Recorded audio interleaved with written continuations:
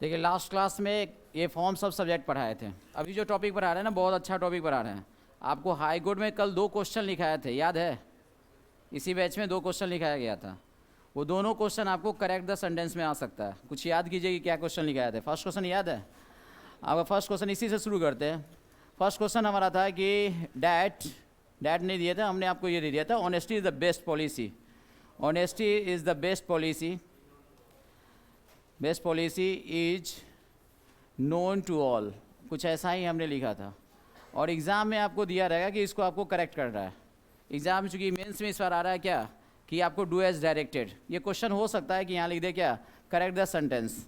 अगर ऐसा दिया है तो हम इसके लिए क्या करेंगे, आपको बताना है क्या करेक्ट होगा। दूसरा एक क्वेश्चन लिखे थे कि आपको where Mohan and Sohan, perhaps यही था, where Mohan and Sohan went are, क्या लिखा हुआ था? लिखा हुआ था यहाँ पे नोन टू नन, ऐसा क्वेश्चन लिखाए थे। और इन दोनों क्वेश्चन का हमने बताया था कि आपको करेक्ट ही करना है, और इसका बताया था कि कंसेप्ट जो है हम कल बताएंगे। तो कंसेप्ट अभी बताएंगे, अब देखिएगा। ये 2 क्वेश्चन है। अब यहाँ दोनों में जो है ना, आपका क्वेश्चन में ये तय है कि कहीं ना कहीं लग रहा है कि ये सिंटेक्स का एरर है। सिंटेक्स माने सब्जेक्ट वर्ब एग्रीमेंट। लेकिन ये भी तो पता होना चाहिए कि कौन सब्जेक्ट है कौन वर्ब है। कैसे हम पता करेंगे कि कौन सब्जेक्ट कौन है यहाँ पे, और क्या वर्ब हम लेंगे? तो यहाँ पे देखिए बेसिक फंडा है कि आपको सोच हमने बताया था कल, थोड़ा सा इस सोच को हम फिर से रिपीट करते हैं कि ये जो सेंटेंस दिया था हम इसको ऐसे हिंदी में लिखते हैं, ज़्यादा अच्छा है। इस हिंदी में से आपको थोड़ा बहुत समझ में आएगा। ईमानदारी, ऐसा ही है ना, ईमानदारी सबसे अच्छी नीति है, कुछ यही होता है क्या? यही लिखे थे क्या? सबसे अच्छी नीति है, क्या लिखे थे? ऑनेस्टी द बेस्ट पॉलिसी ही लिखे थे ना। सबसे अच्छी नीति है, यह सबको पता है, ये आपको लिखा गया, यह सबको पता है। अब जैसे देखिए एक तरीका हम इसको लिखने का ये लिखते हैं हिंदी में। दूसरा इसी को आप लिख सकते हैं, देखिए यहाँ लिख रहे हैं यह सबको पता है, यह सबको पता है। और देखिए यहाँ पे जैसे हम हिंदी का हर्षिकार वाला की लिखे ना, ये इंग्लिश में होता है आपको कंजंक्शन, इसका इंग्लिश होता है डैट। हम डैट के बारे में बताएंगे। अब जो लिखना चाह रहे हैं वो लिख दीजिए यहाँ पे, ईमानदारी सबसे अच्छी नीति है। ईमानदारी सबसे अच्छी नीति है, अच्छी की जगह अच्छे लिख दिए वहाँ पे, अच्छी नीति है। अब ये आप यहाँ जो लिखे हैं ना, आप इसको अब ऐसे सोचेंगे तब मजा आएगा। सबसे अच्छी नीति है, ऊपर वाला सेंटेंस का भी ट्रांसलेशन आप बना सकते हैं, नीचे का भी बना सकते हैं, दोनों को ट्रांसलेशन बनाया जा सकता है। ज़रा नीचे वाला को जरा हम पहले बनाते हैं। यह सबको पता है, क्या लिखेंगे? It is known to all. ये हम जानते हैं कि पैसिव फॉर्म है, पता है ना, it is known to all. ये सेंस कह सकता है कि पैसिव फॉर्म है, क्योंकि बच्चा लोग बचपन से पढ़ता है कि अगर हमारा नोन हो जाए किसके बाद? वर्ब टू बी के बाद। वर्ब टू बी समझते हो? वर्ब टू बी का मतलब होता है इस बी का जो फॉर्म होता है ना, इज, एम, आर, वाज, वर, ये सब इसका वर्ब टू बी का फॉर्म है। इवन कि हमारा बी, बीन और बीइंग। तो इसके बाद जैसे ही नोन देखता है और उसके बाद आपका प्रीपोजिशन है, उसके बाद कोई भी इसका ऑब्जेक्ट हो सकता है कुछ भी, तो लोग इसको समझता है कि ये पैसिव ही फॉर्म में है। आइए, लेकिन आप ज़रा सा देखिए इसको कि क्या हिंदी के सेंस से लगता है कि ये पैसिव है? ऐसे ही हम बोल रहे हैं सबको। देखो हिंदी के सेंस से लग रहा है कि ये पैसिव है। अच्छा, पैसिव का सेंस कैसे होता है? जैसे आपको बोले कि अगर लिखा हुआ है कि मैं एक आम खाता हूँ, ध्यान सुनिएगा, इसका आपको बताना है कि अगर हिंदी में भी अगर आपने पढ़ा होगा वाच्य, तो मैं एक आम खाता हूँ, तो ये कर्तृवाच्य है। इसको अगर हमको क्या परिवर्तन करना है तो इसका कर्मवाच्य क्या होगा? कुछ तो होगा ना, क्या लिखिएगा? कुछ भी लिख सकते हैं, या तो बोले मेरे द्वारा एक आम खाया जाता है, या आम मेरे द्वारा खाया जाता है, कुछ तो बोलना होगा। एक आम मेरे द्वारा खाया जाता है, यही कंसेप्ट होगा। लेकिन यहाँ पे कहाँ कुछ ऐसा लग रहा है कि खाया जाता है, पिया जाता है। क्योंकि अगर आपने पैसिव में बोला तो वहाँ भी पैसिव वाला वर्ब हिंदी का भी होना चाहिए। जैसे खाया जाता है, पहले से एक पास्ट जैसा हिंदी का वर्ड रहेगा, जिसको हिंदी में बोलते हैं आ, ई, ए, और फिर बाद में आपका क्या होगा? ता, ती, ते रहेगा। ये सेंस होता है। अब बताइए कि आपको ये कंसेप्ट हम बताएं कि नहीं बताएं? कोई ज़रूरी नहीं है कि अगर वर्ब टू बी के बाद भी 3 हो तो वो हमेशा पैसिव ही होगा। इंग्लिश में एक और कंसेप्ट है और हिंदी में भी कंसेप्ट है कि उसको हम एडजेक्टिव भी कहते हैं। आज यहाँ पे नोन एडजेक्टिव ही है, क्योंकि हिंदी के सेंस से हमको स्पष्ट पता चल रहा है। कोई ज़रूरी नहीं है, क्या बोले सुने, कि कोई ज़रूरी नहीं है कि आपको वर्ब टू बी के बाद is am are was were के बाद V3 है तो आपका क्या होगा, पैसिव ही होगा, वो एडजेक्टिव भी हो सकता है। ये आज एडजेक्टिव है। आपको मैंने बताया था कि अगर हमारा पैसिव चाहिए तो जो एक्शन वर्ब है उस एक्शन वर्ब के बाद जनरली हमारा बाय होता है और बाय के बाद एजेंट होता है। अगर एक्शन वर्ब के बाद बाय के अलावा दूसरा प्रीपोजिशन आता है तो वो V3 इनफैक्ट वो पैसिव नहीं होता है, वो एडजेक्टिव होता है। इस पॉइंट को लिख लीजिए, मतलब ये सेंस आपको डेवलप करना है। क्या बोले, समझ में आया थोड़ा सा? हमारा कहना है कि अगर वर्ब टू बी, ये है ना कि वर्ब टू बी के बाद, और वर्ब टू बी आपको समझ में आ गया कि वर्ब टू बी के बाद अगर V3 है, बी का मतलब is am are was were be been सब, अगर इसके बाद अगर आपका V3 है और V3 के बाद बाय के अलावा कोई दूसरा प्रीपोजिशन है, बाय के अलावा कोई दूसरा अगर प्रीपोजिशन है, हम जो लिख रहे हैं सो समझिएगा, बाय के अलावा, क्योंकि बाय अगर रहता है ना तो आपको क्या होता है, वो हमारा क्या होता है, बाय के बाद एजेंट यूज करते हैं, डूअर यूज देते हैं उसका। यहाँ जो आपको V3 है ये एक एक्शन वर्ब होगा, तब हम यूज करते हैं बाय। लेकिन अगर हमारा ये क्या है, बाय के अलावा कोई और प्रीपोजिशन है, कोई भी दूसरा प्रीपोजिशन, कोई और प्रीपोजिशन, तो ये आपको दिमाग में रखना होगा कि ये जो हमारा V3 है, ये V3 इनफैक्ट एडजेक्टिव ज़्यादा होगा, यानी एडजेक्टिव के रूप में ही यूज किया जाता है। जैसे अगर कहीं लिखा हुआ है कि सपोज करो इट सरप्राइजेज मी, इसका क्या होगा, पैसिव। जो पैसिव आप जानते हैं, देखो है यही पैसिव, पैसिव यही सिखाया भी जाता है, लेकिन इट सरप्राइजेज मी इसका क्या बनेगा, सो बताइए। इट सरप्राइजेज मी, बताइए जल्दी से, थोड़ा सा साउंड में रहिएगा। तो इट सरप्राइजेज मी और लिखा है ना, तो सरप्राइजेज मी का पैसिव क्या होगा, I am surprised. I am surprise क्या आप यूज करेंगे, I am surprise at it, क्योंकि सरप्राइज के साथ एट होता है। लेकिन आपको हमने बताया कि अगर प्रीपोजिशन बाय के अलावा कोई और हो जाए तो आपका क्या होगा, वो हमारा क्या है, सरप्राइज जो है इनफैक्ट पैसिव नहीं है, वो एक तरह से एडजेक्टिव होता है। कुछ और सोचिए, अगर लिखा हुआ इंटरेस्ट, सपोज कीजिए दिस क्लास इंटरेस्ट मी या दिस क्लास इंटरेस्टेड मी, इसका पैसिव बनाइए।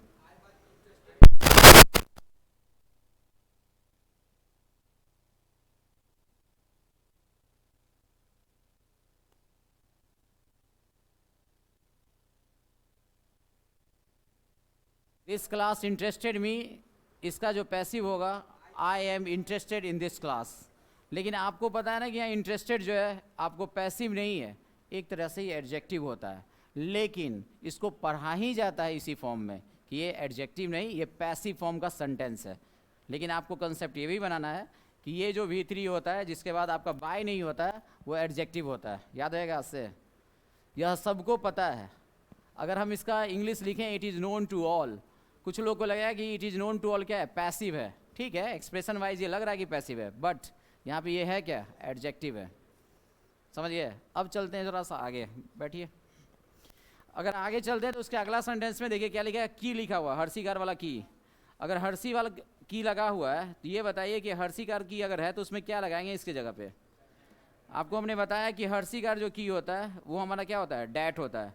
क्योंकि डैट के बारे में थोड़ा सा बता दें आपको, तो ये जानिए कि डैट इंग्लिश का आपका एक ऐसा वर्ड है, उसके बारे में हम एक्सप्रेशन बताएंगे आपको। जैसे यहाँ पे जो लिखा है इसके बाद हम आगे लिखते हैं तो ज़्यादा अच्छा रहेगा। ये जो डैट है इसका मतलब समझिए, पहला तो समझिए कि डैट बचपन से पढ़ रहे होंगे, प्रोनाउन होता है, नहीं होता है डैट, जो कि हमके दूर की वस्तु को दर्शाने के लिए वह के रूप में यूज करते हैं, नहीं बोलते हैं वह वस्तु। तो ये डैट हमारा क्या अकेले भी यूज होता है, या हमारा डैट प्लस जिस दिन ये नाउन हो जाएगा उस दिन हमारा ये जो है आपको डैट ये क्या हो जाएगा, तो इस दिन ये हमारा डिटरमाइनर होता है। बात समझे। या इसको भी बोलता है लोग कि ये एडजेक्टिव हो जाता है। जैसे लिखा है डैट बॉय, मतलब क्या, वह लड़का, ये पर्टिकुलराइज हो गया, तो ये डिटरमाइनर का काम करता है। उसके बाद आपका डैट, आपने अभी तुरंत लगता है इस क्लास में नहीं तो पीछे वाला क्लास में हमने बताया था, संडे के क्लास में आपको बताया था एक्सक्लूसिव यूज ऑफ डैट, कुछ याद है? यूट्यूब पे भी सेशन लिया गया था। जैसे अगर कहीं लिखा हुआ कि आपको all that glitters is not gold, ये सुना था, all that glitters is not gold. आपसे पूछा जाएगा कि यहाँ पे जो डैट है ये क्या है। यहाँ पे जो आपको है डैट, ये आज के डेट में इसको कहते हैं हम रिलेटिव प्रोनाउन, इसलिए हमने बोला कि एक और आपका होता है डैट, उसको बोलते हैं रिलेटिव प्रोनाउन। बात समझे? रिलेटिव प्रोनाउन में अगर यूज किया जाए डैट का तो इसका एक्सक्लूसिव यूज होता है, उसके लिए कुछ कंडीशंस है। जैसे आपको अगर मानो कि रिलेटिव प्रोनाउन यूज करना है, यहाँ पे आपको दिया कि यूज कीजिए हु, विच और डैट। हम जानते हैं हु जो भी यूज करते हैं तो हु के पहले क्या होता है, यहाँ पे आपको व्यक्ति सूचक वर्ड होता है, यानी पर्सन इंडिकेटिंग वर्ड होता है। जब हम विच यूज करते हैं तो यहाँ पे क्या होता है, यहाँ पे या तो वस्तु सूचक होता है या आपका एनिमल को दर्शाने वाला होता है। जब हम डैट यूज करते हैं ना तो डैट एक आपका ऐसा आपको रिलेटिव प्रोनाउन है जो कि सदाबहार होता है, व्यक्ति के लिए भी यूज कर सकते हैं, वस्तु के लिए भी, और साथ में एनिमल के लिए भी। बात समझ में आया? चलिए, अगर आपको डैट एक्सक्लूसिव यूज करना है तो कहा जाता है कि अगर डैट से पहले ऑल आ जाए, डैट से पहले ऑल आ जाए, या डैट के पहले हमारा क्या एडजेक्टिव सुपरलेटिव डिग्री आ जाए, या द ओनली आ जाए, द सेम आ जाए, एवरीथिंग आ जाए, अगर एनीबॉडी आ जाए, ये जितना भी अगर वर्ड्स पहले आता है तो वहाँ पे हम यूज करते हैं डैट। ये एक्सक्लूसिव यूज है डैट का। जैसे बोले this is the only institute, this is the only institute that provides, क्या लिख सकते हो, the this is the only institute that provides the classes for Patna high court assistant exam, नहीं दे सकते हैं। तो अगर ऐसा दिया तो this is the only institute, क्योंकि द ओनली लगा है इसलिए आगे डैट हुआ है। कुछ लोग यहाँ पे विच भी लगा सकता है, लेकिन अगर एग्जाम में आ जाए कि नहीं इसको आपको करेक्ट करना है तो आपको लगाना पड़ेगा डैट, किसके जगह, विच के जगह। बात समझे? तो एक्सक्लूसिव यूज ऑफ डैट आप कहीं से भी देख सकते हैं। अगर आपके पास है कोई बुक है, अगर कोई बुक नहीं होगा तो आपको टेलीग्राम चैनल जो हमारा है उस पर आपको एक 16 या 15 पेज का इंग्लिश ग्रामर का क्या होगा, PDF होगा, वही MB वाला, उसमें भी दिया हुआ आपको 16 पेज में दिया हुआ है एक्सक्लूसिव यूज ऑफ डैट। ठीक है, रॉकी वाला पंखा चलाती है, कूलर चलाओ दो वहाँ से। तो ये आपको याद रखना है। जैसे आपको ऑल डैट ग्लिटर्स था, तो ये देखिए यहाँ डैट इतना जानने के बाद एक और डैट होता है, उस डैट का मतलब है हर्षिकार वाला की। ये जो डैट है इसको बोलते हैं हम कंजंक्शन, इसको क्या बोलते हैं, कंजंक्शन। और आपने पढ़ा होगा कि कंजंक्शन इंग्लिश में क्या होता है। कंजंक्शन का काम है दो सेंटेंस या दो क्लॉज को जोड़ना। अगर लिखा है कि यह सबको पता है तो ये एक हमारा क्लॉज हो गया। बोलो क्यों? क्योंकि सेंटेंस हो या क्लॉज हो उसके लिए एक मेन वर्ब का होना जरूरी है।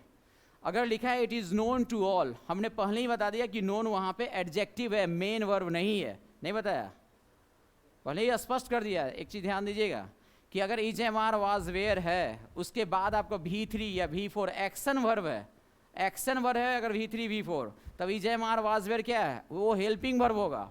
अगर is am are was were के बाद मानो कोई नाउन हो जाए या आपका एडजेक्टिव हो जाए, उस दिन हमारा is am are was were खुद मेन वर्ब होता है।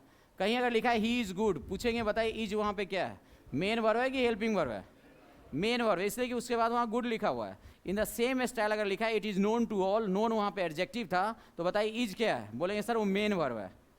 बात समझ में आ रहा है? ये एकदम दिमाग में रखिएगा। हमने क्या है बोला अभी कि अगर हमारा कोई क्या है कंजंक्शन होता है तो कंजंक्शन का काम है दो क्लॉज को जोड़ना, और क्लॉज होने के लिए क्या चाहिए, एक मेन वर्ब चाहिए। अगर लिखा है it is known to all तो वहाँ इज क्या है, मेन वर्ब है। और जैसे ही डेट लगाए तो उसका मतलब होता है हिंदी में क्या, हर्ष, क्या हर्षिकार वाला जो की है, उसके बाद जो फिर बात लिखेंगे फिर हमारा वो क्या होगा, क्लॉज होगा।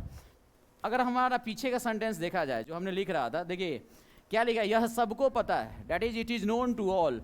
जैसे ही हमारा ये जो आया है इसके बदले हम क्या लिखेंगे, यहाँ डैट लिख रहे हैं, ऊपर में लिख रहे हैं, याद रखिएगा सेंटेंस यहाँ जा रहा है। अब ये देखिए यहाँ जो लिखा है यह क्या लिखा है, ईमानदारी सबसे अच्छी नीति, इसका ट्रांसलेशन क्या होगा, हम इसका यही ना लिखेंगे, honesty is the best policy. अगर हम यहाँ लिख देते हैं तो क्या गुनाह है, कोई गुनाह है क्या, honesty is the best policy. अब इन दोनों को जोड़ लीजिएगा तो ये सेंटेंस सही है कि नहीं। दूसरे तरीके से देखा जाए तो ये सेंटेंस सही है, दूसरा तरीका है, दूसरे तरीके से इस सेंटेंस में कोई गलती है, कोई गलती नहीं है, सही है। लेकिन अब चलते हैं पहला तरीका। पहला तरीका में हमने क्या किया कि ये जो पोर्शन था ये वाला, ईमानदारी सबसे अच्छी नीति है, इसको हमने सबसे आगे लगा दिया। तो honesty is the best policy अगर आगे दिए तो क्या हो जाएगा, honesty is the best policy. यह सबको पता है, इसका क्या होगा translation, it is known to all. दोनों को अगर हम अटैच कर देते हैं, ऊपर वाला जो फर्स्ट पार्ट है देखिए हम यहाँ पे करते हैं, हम दोनों को अटैच करके क्या लिख सकते हैं, यही ना लिखेंगे, ऑनेस्टी, जो क्वेश्चन आपसे पूछा गया था, honesty is the best policy, ये लिखा हुआ है, honesty is the best policy. उसके बाद आपको क्या लिखा है, आगे जो लिखेंगे क्या लिखेंगे, फिर हम लिखेंगे यहाँ पे क्या, it is known to all. क्या ये सेंटेंस अगर ऐसा दिया गया है तो आपको नहीं लग रहा कि सेंटेंस कुछ अटपटा सा है? देखिए ये सेंटेंस कुछ अटपटा सा नहीं लग रहा है? एक तो पहला चीज़ जो हम बनाए थे दूसरे तरीके से, उसमें हमको डैट दिखा था, कहाँ पे आपको, जैसे ही आपको ऑनेस्टी था उसके जस्ट पीछे। हम अगर इसको लिखना चाहते हैं, हम जो दूसरा तरीके से लिखे थे, देखिए उसको हम लिखते हैं यहाँ पे, that honesty is the best policy. यहाँ हम लिखते हैं that honesty is the best policy.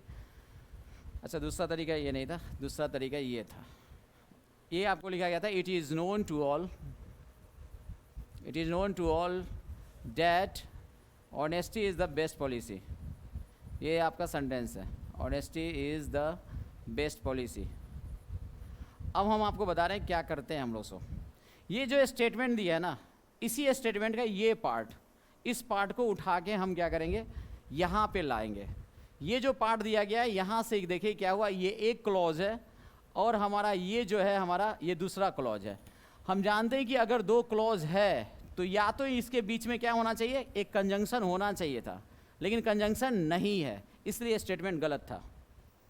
अगर दो क्लॉज है तो क्या होना चाहिए था, आपको कंजंक्शन होना चाहिए था, और नहीं कंजंक्शन होना चाहिए था, क्या होना चाहिए था, पंक्चुएशन होना चाहिए। यहाँ पे क्या होना चाहिए था, कॉमा होना चाहिए था, लेकिन है नहीं। तो नहीं है तो कुछ तो करना पड़ेगा।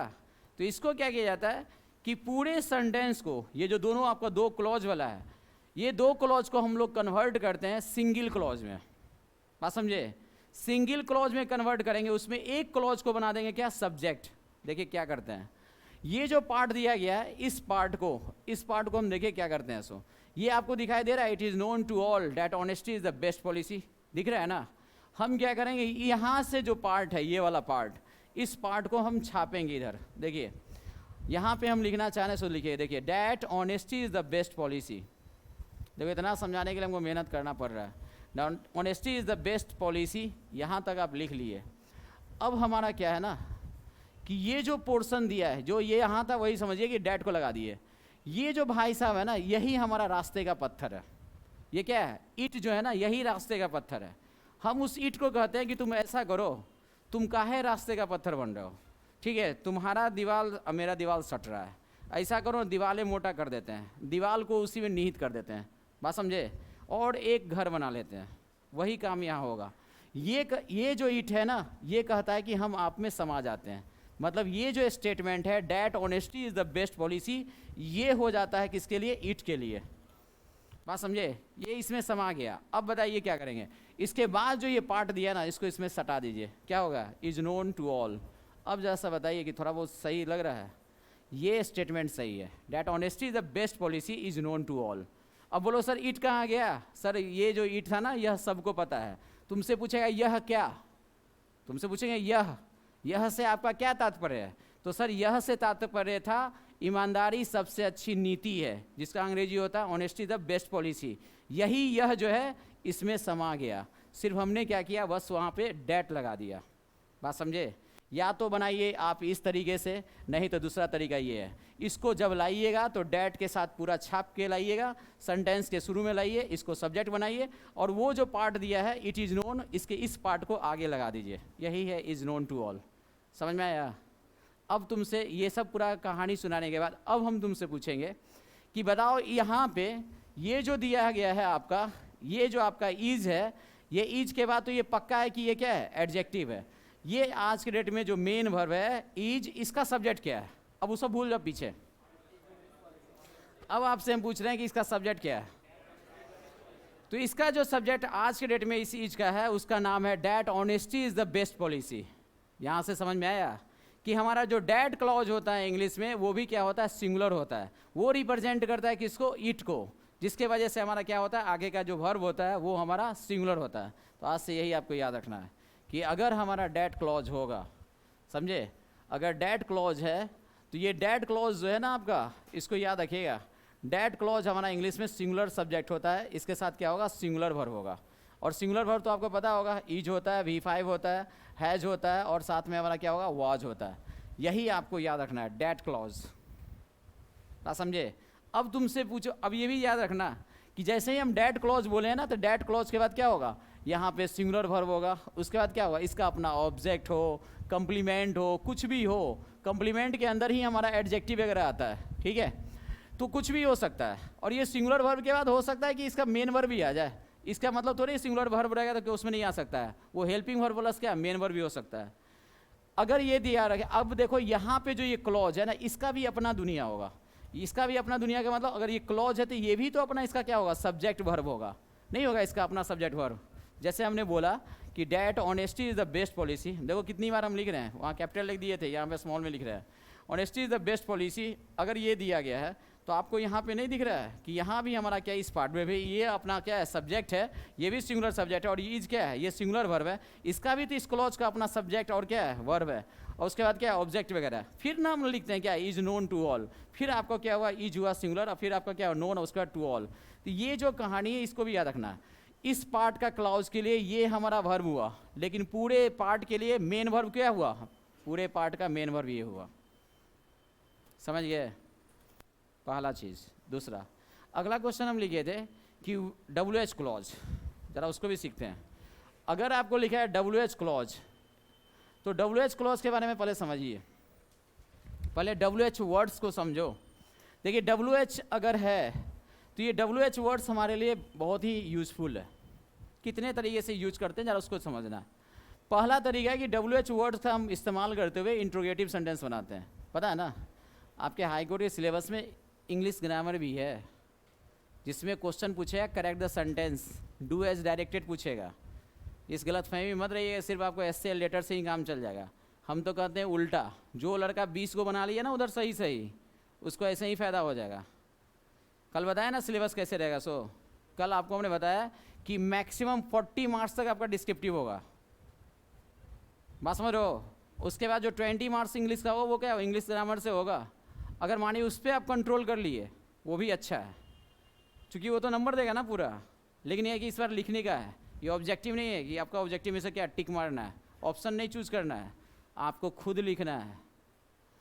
अब देखिए इसमें क्या, WH के साथ हम क्या करते हैं कि इंट्रोगेटिव सेंटेंस बनाते हैं, WH के साथ हम लोग असर्टिव भी बनाते हैं, बड़ा आश्चर्य लगा होगा तुमको, WH के साथ असर्टिव भी बनाते हैं। ये कैसे हुआ सो समझते हैं। जिस दिन WH वर्ड्स वाला अगर इंट्रोगेटिव होगा तो इसका स्ट्रक्चर जो होता है आप रट्टा मार के रखिए कि WH वर्ड्स होगा, और उसके बाद आपका क्या होगा, हेल्पिंग वर्ब होगा, फिर हमारा सब्जेक्ट होगा, और फिर क्या होगा, मेन वर्ब होगा, और एक चीज़ पक्का है कि लास्ट में क्या होगा, क्वेश्चन मार्क होगा, लास्ट में क्या होगा, क्वेश्चन मार्क होगा। और अगर हमारा असर्टिव बोलते हैं तो सुनिए क्या, WH वर्ड्स होगा, उसके बाद हमारा क्या होगा, WH वर्ड्स के बाद आपका यहीं पे डायरेक्ट सब्जेक्ट आ जाएगा, फिर हमारा हेल्पिंग वर्ब हो, उसके बाद मेन वर्ब हो, और उसके बाद ऑब्जेक्ट लिखना है या कुछ भी, उसके बाद क्या डॉट डॉट डॉट देते हैं, और लास्ट में क्या होगा, फुल स्टॉप होगा। नरेशन बनाया हो कभी, नरेशन, जैसे आपको क्वेश्चन आया था द टीचर, मानो सपोज करो द टीचर सेड टू क्या, सेड टू द स्टूडेंट, सही है ना, द टीचर सेड टू क्या लिखा, the student where is your homework, the teacher said to the student where is your homework, यानी comma inverted comma के अंदर where is your homework, ये आपका डायरेक्ट स्पीच है, इसको आप इनडायरेक्ट बनाइए, बनाओ क्या होगा, तो लिखेंगे the teacher ask the student where, अब अगर दिया है योर दिया है तो स्टूडेंट के अकॉर्डिंग, वेयर हीज होमवर्क, चूंकि स्टूडेंट बोले, स्टूडेंट्स नहीं बोले, हीज और हर होमवर्क वाज, यही ना बोलेंगे। तो हमने क्या बोला, इंट्रोगेटिव था, इसको हमने चेंज किया जब इस किस में, डायरेक्ट से इनडायरेक्ट में, तो वो जो WH वाला इंट्रोगेटिव था ना वो हमारा असर्टिव बन गया। देखिए लास्ट में फुल स्टॉप हो जाएगा, वेयर क्या लिखेंगे, वेयर हीज और her homework was, full stop होगा। यही स्ट्रक्चर को समझना है कि जिस तरह से हमारा नरेशन में ऐसा होता है, डायरेक्ट से इनडायरेक्ट करते हैं तो असर्टिव में बदलता है, तो इंडिपेंडेंट भी थॉट को डेवलप करना है। अब क्वेश्चन था कि मोहन और सोहन, ध्यान सुनिएगा, मोहन और सोहन हिंदी में अगर बोलते हैं, मोहन और सोहन कहाँ गया यह किसी को पता नहीं है, इसी का आपको हमने दिया था where Mohan and Sohan went, और उसके बाद हमने बोला था आर नोन टू नन। हमारा ये क्वेश्चन था यहाँ आर सही है कि गलत है, बात समझे। तो यहाँ पे भी आंसर वही है कि सर हमारा जैसे ही WH वर्ड सब्जेक्ट वर्ब हुआ, तो जिस तरह से डैट क्लॉज होता है उसी तरीके से WH वाला भी क्लॉज होता है, और जैसे डेड क्लॉज सिंगुलर होता है उसी तरीके से हमारा WH भी क्लॉज जो होता है सिंगुलर होता है, और यह रिप्रेजेंट करता है इट को, इसलिए हमारा जो मेन वर्ब होगा उस सेंटेंस का वो आर नहीं होगा, इज होगा। सेम कहानी, सेम आंसर। आपको याद कीजिए कि हमने जो लिखा है वो क्या लिखा है, फर्स्ट क्वेश्चन आपको यही लिखा है। क्वेश्चन क्या लिखा हुआ देखिए, क्या लिखा हुआ है यहाँ पे, अब आप जवाब देने के लिए तैयार है। यहाँ पे जो लिखा गया उसका जवाब देखिए, ये तो आपको समझ में आएगा कि किस पार्ट इसको करेक्ट करना था, कहाँ करेक्ट करेंगे। इसको करेक्ट करने के लिए आपको यहाँ पे क्या देना होगा, डैट, यही देना था ना। इसमें क्या है कि देखो WH वर्ड है, मोहन और सोहन हमारा क्या है, सब्जेक्ट है, उसके बाद हमारा वर्ब है। ये जो पार्ट है ये हमारा WH क्लॉज है, ये पार्ट क्या है, ये WH क्लॉज है। अगर ये हमारा WH क्लॉज है तो आपको जिस तरीके से डैट क्लॉज होता है उसी तरीके से हमारा क्या होता है, WH क्लॉज भी होता है। जिस तरीके से डैट क्लॉज उसी तरह से WH क्लॉज। आज से आप याद रखेंगे कि WH क्लॉज भी इंग्लिश में सिंगुलर होता है, और इसके साथ हम क्या लेते हैं, सिंगुलर वर्ब। ये पार्ट जो था, ये पार्ट तो इसका अपना क्लॉज था, ये एज ए होल क्या है, सिंगुलर है। ये पूछा जाए ये आर का सब्जेक्ट क्या है, क्या बताओगे, इस आर का सब्जेक्ट क्या है, पूरा का पूरा क्लॉज है, where Mohan and Sohan went. अब पूछा जाए कि ये आर सही है कि गलत है, ये गलत है, तो क्या लिखेंगे यहाँ पे, यहाँ इज लिखेंगे। बात समझ में आया, अब कोई दिक्कत समझ में आ रहा है ना। चलिए अब आपको कुछ ट्रांसलेशन बनाना है, कुछ ऐसे ही एरर खोजना है, आपको हम देते हैं। बनाना है तो बनाइए, ट्रांसलेशन बनाइए और उसी में आपको सब कुछ हो जाएगा।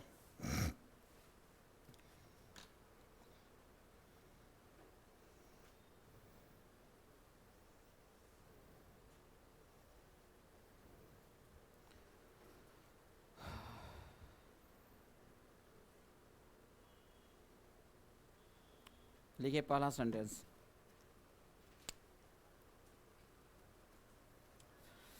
ये टॉपिक अपने आप में बहुत ही टॉपिक है, समझे। इसको आज ख़त्म ही कर देंगे, ऐसा नहीं कि आगे हम बढ़ेंगे। फॉर्म सब सब्जेक्ट, लिखिए पहला आपको सेंटेंस लिखना है, और जो सेंटेंस है वो एक से एक लाजवाब सेंटेंस है, देखिएगा तब समझ में आएगा। लिखिए पृथ्वी गोल है यह सबको पता है, पृथ्वी गोल है यह सबको पता है। अगर इसका ट्रांसलेशन भी आप कर लिए ना तो आपका अंग्रेजी सही हो जाएगा। पृथ्वी गोल है, हिंदी भी पढ़ना है, ऐसा नहीं कि हिंदी नहीं पढ़ना है, आपको हाई कोर्ट के लिए भी पढ़ना है, सब जगह पढ़ना है। तो हमारा था कि पृथ्वी गोल है, फर्स्ट सेंटेंस है पृथ्वी गोल है, पृथ्वी गोल है यह सबको पता है, ये आपका है, यह सबको पता है। इसका बनाइए आप लोग। दूसरा, सेकेंड,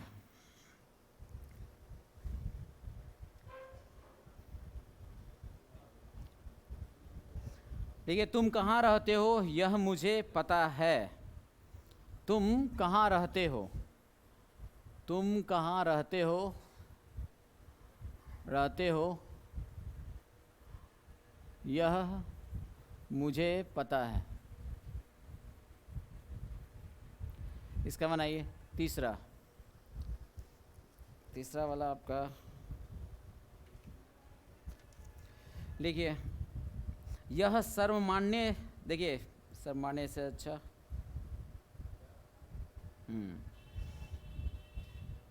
गांधी जी ईमानदार थे यह संदेह से बाहर है, गांधी जी ईमानदार थे, गांधी जी ईमानदार थे,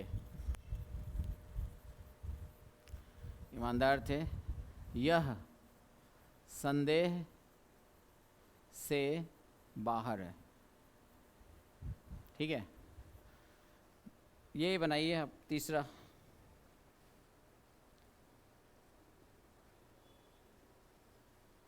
भारत महान है यह सब जानते हैं, भारत महान है यह सब जानते हैं, यह सब जानते हैं। ये बनाइए तो 4 सेंटेंस जल्दी से बना रहे हैं। गलती नहीं कीजिएगा, हम चेक करेंगे। अबे यार संदेह है, संदेह का अंग्रेजी क्या होता है, डाउट, और डाउट से अगर वो बाहर तो उसको बोलते हैं बियॉन्ड डाउट। बनाओ।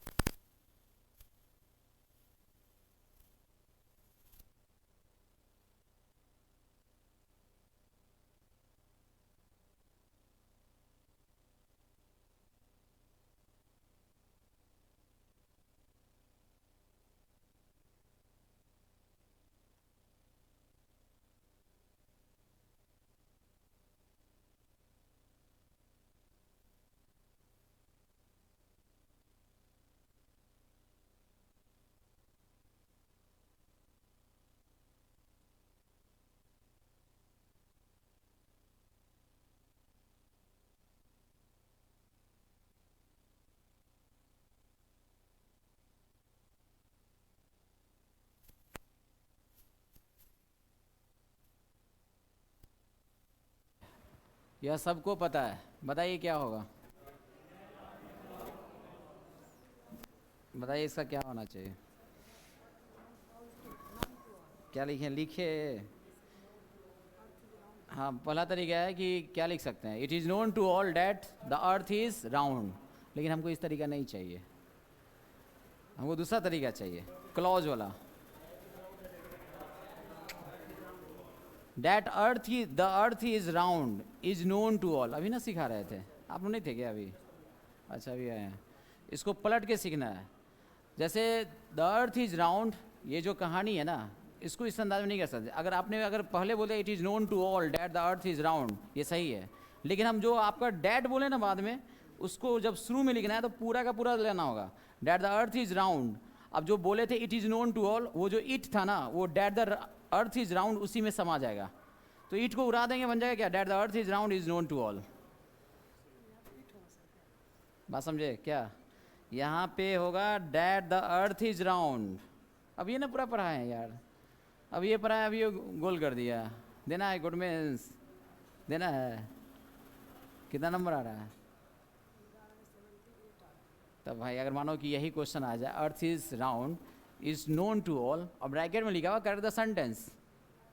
या तो आपको ठीक है ये जो बोले कि आप पहले भी बताए थे कि it is known to all that the earth is round, एक तरीका ये है। नहीं तो सेकंड तरीका है that the earth is round is known to all. बैठिए, इसलिए ट्रांसलेशन भी ज़रूरी है। क्या बना है? हाँ ठीक है, तो एक तरीका ये, दूसरा तरीका वो बनाइए ना क्लॉज वाला तरीका से, that the earth is round. हम वो सेकंड तरीका आपको बोल रहे हैं, क्लॉज तरीका। तो अब एक था माने यार गधा यार, पूरा रामायण सिखा दिया तो ये गलती कर रहा है। दोनों तरीके से बनाइए तो, it is known to all that the earth is round, ये फर्स्ट तरीका। और दूसरा तरीका था that the earth is round is known to all. तब आपको ज़्यादा मजा आएगा। दोनों तरीका लिखो। क्या लेट आए हैं आज? कहाँ से आते हैं? अच्छा वो पटे, तो आप लोग क्यों नहीं, बड़ा अफसोस होता है हमको। हम सोच रहे हैं, बता देते हैं सच बात, ये बैच को सुबह में ही रहने देते हैं, एक ही टाइम। एक टाइम में जो एनर्जी रहता है ना, वो सेकेंड टाइम में एनर्जी बच्चा में भी नहीं है। कितना बच्चा होगा हाईकोर्ट का? बहुत सारा। तो अभी जो है 20 बच्चा है जो एक्स्ट्रा आया है अभी शाम में। आपको सुबह में आने में कोई तकलीफ है आप लोग को? मॉर्निंग 7:30,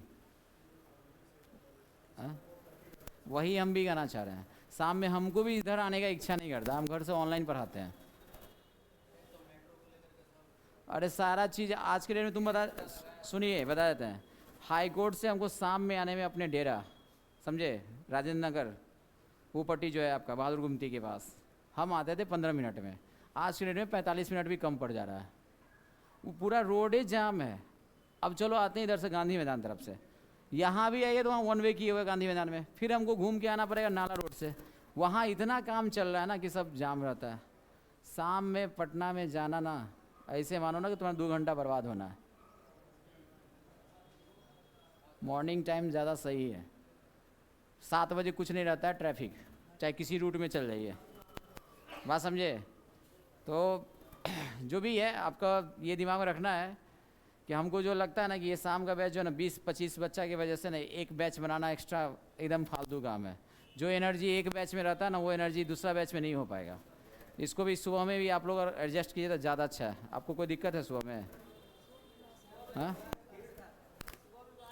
सुबह में भीड़ है तो क्या करें, उसी भीड़ में ही तो पढ़ना है। अब मिल गया, ये बेंच लगाया गया ना, अभी एक्स्ट्रा आया है, 4-5 बेंच आया है, एक और 2 और आ जाएगा, एक और बेंचे नहीं लगाना है, सुनना ही तो है। ऐसा तो कुछ भी नहीं है कि हमको यहाँ पे 2 महीना पढ़ना है। मैक्सिमम आपको 20 दिन पढ़ना है, पता है, 20 से 25 दिन। 15 जून तक मेंस हो जाएगा। तो कितना टाइम आपको लगता है? मेरे टाइम में 19 मई को हुआ था, आपको क्या हुआ था? उसके बाद 5 दिन मतलब 10 दिन में आंसर की दिया था, आज भी तो ये दिया।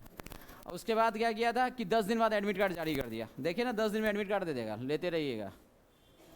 10 दिन में एडमिट कार्ड देगा, देख लीजिएगा।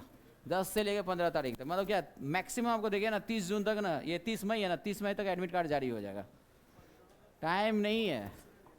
वो ऑब्जेक्शन तो मतलब 2 दिन मिलेगा। हाई कोर्ट का ऑब्जेक्शन क्या है? 15 दिन टाइम लिया है, 15 ही तक लिया। वो ऑब्जेक्शन लेगा 15 तक, और रात में आपको डाल देगा, लेते रहिएगा। 16 को रिजल्ट डाल देगा वो। उसको भी पता है कि ऑब्जेक्शन क्या है, सो ऐसा नहीं कि नहीं पता है। वो रिजल्ट डाला आपको सब कुछ कर देगा, टाइम नहीं है। किस में? उसमें सुबह में जगह कैसे नहीं है यार? क्या चीज? हाँ हाँ हाँ? आपको जो भी था ना सुबह में सबको खाली करा दिया गया, जो एडमिशन वाला नहीं है। अब जो है जगह पूरा बच गया है, लड़की उड़की का भी बहुत जगह बच गया, उसका भी एक लगा दिया गया, टूल आगे मतलब बेंच लगा दिया गया। अब एक ही चीज़ के लिए हम डबल मेहनत करेंगे ना, वो हमको एनर्जी भी नहीं आएगा, शाम में हम थक के चूर हो जाते हैं। सुबह हाँ क्या, वो तो चलते रहेगा ना फाउंडेशन। सर हम आएंगे, फाउंडेशन का अलग दुनिया है, फाउंडेशन में इतना एनर्जी नहीं चाहिए शाम में। क्या हुआ बताओ, कितना एनर्जी चाहिए? फाउंडेशन को कथी जरूरत चाहिए, उसको तो बस आना भगवा की तरह लिख देना है। आप लोग के लिए एनर्जी चाहिए, और उसमें फिर हमको एनर्जी बचा के रखना है। रात के 9 बजे ऑनलाइन है आज से, आपको पता ना कि ऑनलाइन बैच भी है मेरा, रात के 9 बजे से ऑनलाइन बैच भी है। पता ही होगा आप सबको कि ऑनलाइन भी बैच भी मेरा है। अब बताइए हम एक आदमी कहाँ कहाँ डराते रहें। हाँ कितना बैच नहीं, पहले से कमिटमेंट था उनके साथ कि ऑनलाइन हम पढ़ाएंगे हाईकोर्ट बैच, समझे? कमिटमेंट भी था, लड़का लोग एडमिशन पहले ले चुका था। हम तो बोले थे ये बैच नहीं शुरू कर दी, बोला कि नहीं बहुत बच्चा आ रहा है, 50-60 को हो गया। कॉपी ऑनलाइन का कैसे चेक होगा? वो संडे पे बुलाया गया, संडे को हमको जाना होगा ऑनलाइन में भी। वो बड़ा बात नहीं, देखिए ऑनलाइन ऑफलाइन नहीं क्या है, आपका कहना है कि अगर ऑफलाइन पढ़ना है कोई इशू नहीं है। सुबह में क्लास क्या निकला आपका? मात्र जो है ना एक क्लास हुआ था कल, आज का क्लास जो था ना वो थोड़ा सा रिमूव टू और क्वेश्चन टैग पर आया, तो वो आपका जो इंग्लिश ग्रामर का टॉपिक है। ऐसे कोई क्लास कल जो क्लास हुआ था एक प्रेसी राइटिंग था, आप लोग तो प्रेसी राइटिंग कल पढ़ाए थे, इस क्लास को भी प्रेसी राइटिंग पढ़ाए थे, वही क्लास सुबह में हुआ था। और जो छूट गया मेरी जिम्मेदारी है ना, छूटा क्या होता है, जो चीज़ हम पढ़ाएंगे कवर करेंगे। तुम लोगों का क्या विचार है? हाँ हाँ वो सही बोल रहे हो समझे? क्या चाहिए बोलो? कौन चीज़ का? तुम्हारा अलग ही सेपरेट ही है ही, तुम्हारा दूर दूर तक वास्ता नहीं है, समझे? तुम कौन चीज़ के लिए हो? ऐसा से तुम्हारा तो अलग दुनिया ही है, आज ही तुम्हारा क्लियर हो जाएगा, क्या लगा रहा है? तुम्हारा दुनिया अलग है। चलिए इसका आंसर देखो, छोड़ो बोलो।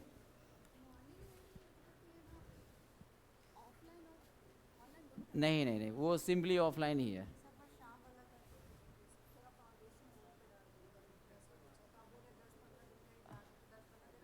मतलब तुमको शाम में क्या जरूरी है क्या एकदम?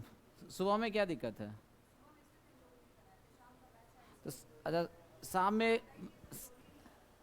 में क्या कोई दिक्कत है? मतलब मॉर्निंग में कोई इशू है क्या? पढ़ाने वढ़ाने जाती हो? कितना दूर?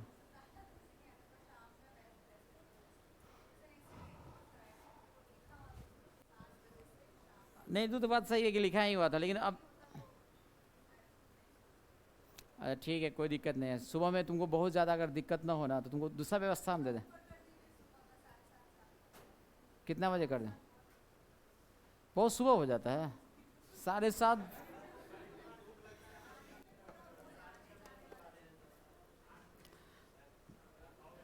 बोलो पहला देखो, तुमको क्या रणधीर कोई दिक्कत है? तुमको क्या है, तुम तो कभी भी आ सकते हो, आपका कोई इशू नहीं है। रॉकी तुमको तो कोई दिक्कत ही नहीं है। चलो पहले इसका आंसर बता, पहला का आंसर क्या होगा? फटाफट बताइए, छोड़िए। चलिए पहला का आंसर ये देखिए, फर्स्ट का आंसर क्या होना चाहिए?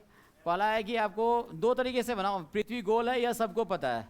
आप इसका बना सकते हैं it is known to all that the earth is round, या आप बना सकते हैं that the earth is round is known to all. लिखे एवरीबडी भी लिखा जा सकता है, कोई इशू नहीं है। हाँ टू ऑल लिखे तो बेटर है, या वन एंड ऑल लिखिए। एवरीबडी लिख सकते हैं या आप ऑल लिख सकते हैं, नहीं तो हमारे पास है वन एंड ऑल, इडियम है प्रत्येक, वन एंड ऑल। उसके बाद तुम कहाँ रहते हो यह मुझे पता है, आप इसको लिख सकते हैं 2 तरीके से। क्या बनाए हो? देखिए ये अगर लिखा है यह मुझे पता है तो क्या लिख सकते हैं? It is known to me. उसके बाद वहाँ डैट लगा के बनाएंगे क्या? डैट लगेगा नहीं, यहाँ पे है कहाँ वाला, तो कहाँ वाला जो है डब्ल्यू एच क्लॉज उसको पहले से ही बनाई तो ज़्यादा अच्छा। वेयर, तुम कहाँ रहते हो। वेयर यू क्या लिखेंगे, where you live is known to me, where you live is known to me. ये स्ट्रक्चर ऐसा ही चलेगा, बात समझे।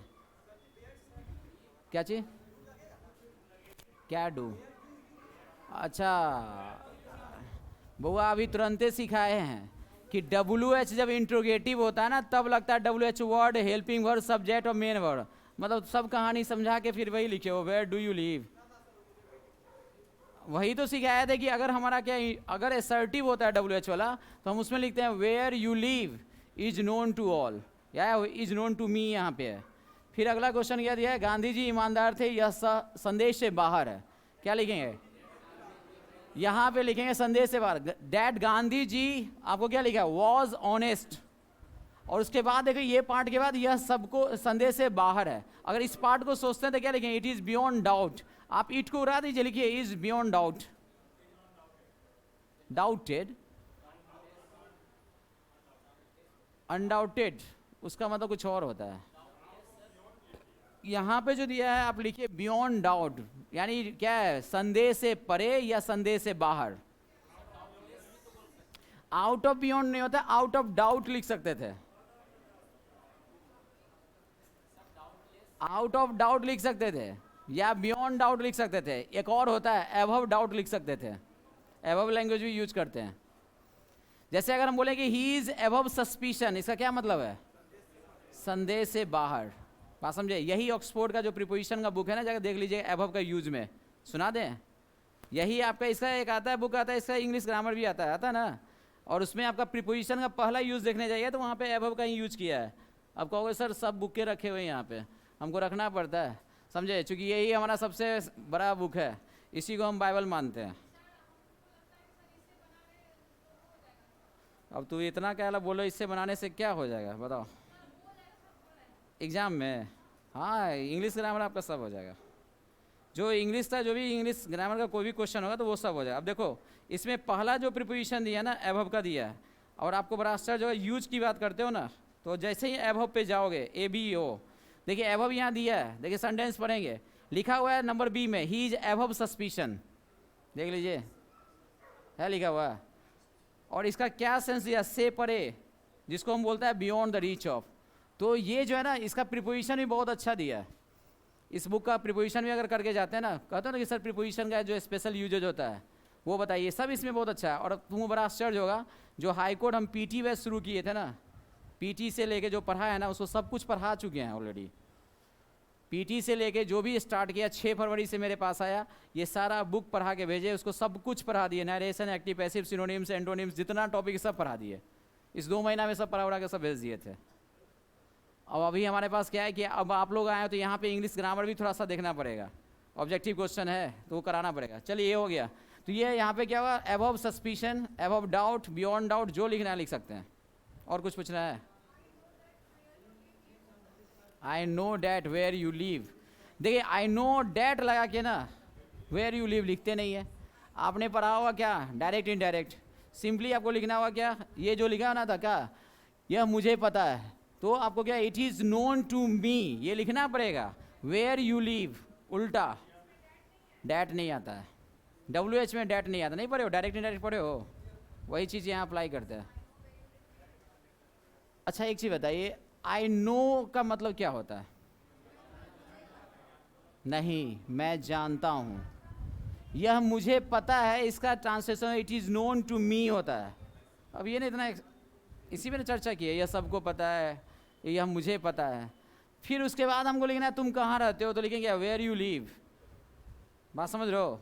या तो आप इसको लिखिए it is known to me where, क्या लिखे वेयर यू लिव, या उल्टा लिखिए where you live is known to me, दोनों सही है। अगला है देखिए, गांधी जी ईमानदार थे, ये बता दिया आपको हमने। डैट गांधी जी वॉज, क्या लिखेंगे ऑनेस्ट, और उसके बाद क्या लिखेंगे, यहाँ पे दिया इज बियॉन्ड, क्या लिखेंगे beyond doubt, beyond suspicion, above suspicion, जो लिखना है आप लिख सकते हैं। भारत महान है यह सब जानते हैं, इसका अंग्रेजी तुम ही बताएगी, इसका बताओ तो क्या होना चाहिए, भारत महान है यह बताओ, इसका यह सब जानते हैं, ठीक है। It is known to all that India is great, लेकिन हम चाहते हैं इसमें क्या कि पहले चाहिए डैट क्लॉज, तो क्या होगा that India is great is known to all, समझ गए? हाँ, दोनों सही है। हाँ बोलियो। अबे भाई साहब कल बताए थे कुछ हो, कल का क्लास आप जब किए थे संडे वाली क्लास, तो आप याद कीजिए हम क्या बताए थे कि नाउन, कल ही हमको लगता बताया, नाउन कैसा भी हो उसमें आपका दो नाउन है, काउंटेबल और आपका अनकाउंटेबल।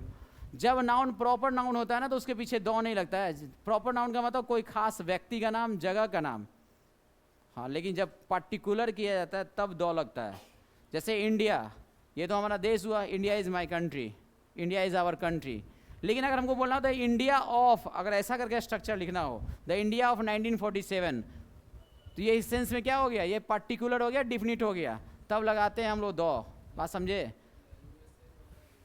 कोई भी चीज़ है जब उसको डिफिनिट बनाते हैं ना तभी दो लगता है।